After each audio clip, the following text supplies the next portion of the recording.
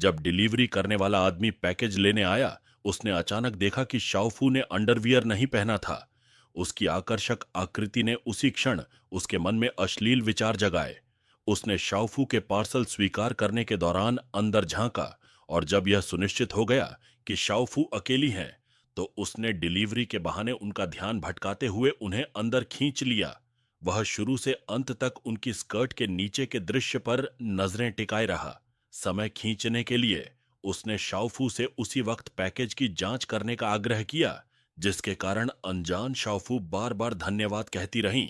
उन्हें यह महसूस ही नहीं हुआ कि गर्म निगाहों ने उन्हें पूरी तरह निहार लिया था। जब वह आदमी मोहित होकर देख रहा था, तो उसने सोचा, क्या पैकेज है? पैकेज तो पैकेज ही है, पर कहां देख रहा है? दो पुरुष एक दूसरे से भिड़ने वाले थे। शाओफू ने मामले को और बिगाड़ना नहीं चाहा और डिलीवरी वाले से तुरंत चले जाने का आग्रह किया, लेकिन उसका बॉयफ्रेंड यह सहन नहीं कर सका और उसी ने डिलीवरी वाले की शिकायत कर दी। दोनों को यह उम्मीद नहीं थी कि इसे कार्रवाई से बड़ी मुसीबत आ जाएगी। जैसे ही वह कंपनी लौट आया, उसके बॉस ने उसे डांटा। घर जाते हुए उस आदमी के मन में बदले का विचार गहराने लगा। बाद में वह फिर से शाओफू के घर आया और सौभाग्य से उसे शाओफू को व्यापार यात्रा की तैयारी करते देखा, जिससे उसने आगे की योजना बनाई। उस आदमी को यह लगने लगा कि बदला लेने का मौका अब हाथ में आ गया है। उसी रात उसने तुरंत तैयारी कर ली। दरवाजे के नीचे छिपी चाबी निकालकर सफलतापूर्वक शाओफू के घर में प्रवेश कर गया। अंदर कदम रखते ही उसकी नजर एक विशाल पोस्टर पर पड़ी, जिसने उसे दिन के उस दृश्य की याद दिलाई। इससे उसके अंदर की बेचैनी और बढ़ गई। उसने पोस्टर को लगभग 10 मिनट तक छूते छूते महसूस किया। फिर उसने घर के हर कमरे की तलाशी लेना शुरू किया।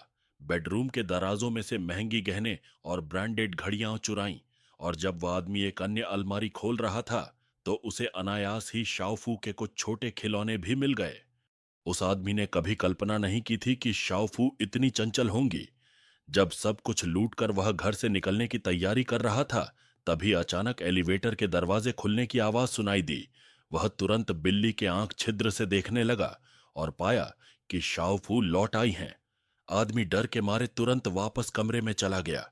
अराजकता में उसने पर्दे के पीछे छुपने की कोशिश की, लेकिन एक बिल्ली रास्ते में आकर उसे रोक गई।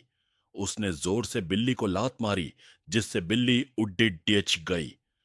महिला के कमरे में प्रवेश करने के तुरंत बाद आदमी सफलतापूर्वक पर्दे के पीछे छिप गया, पर बिल्ली की चहचहाहट ने शाओफू का ध्यान आकर्षित कर लिया और वह सोचने लगी कि शायद बिल्ली उसके साथ कोई खेल खेल रही है।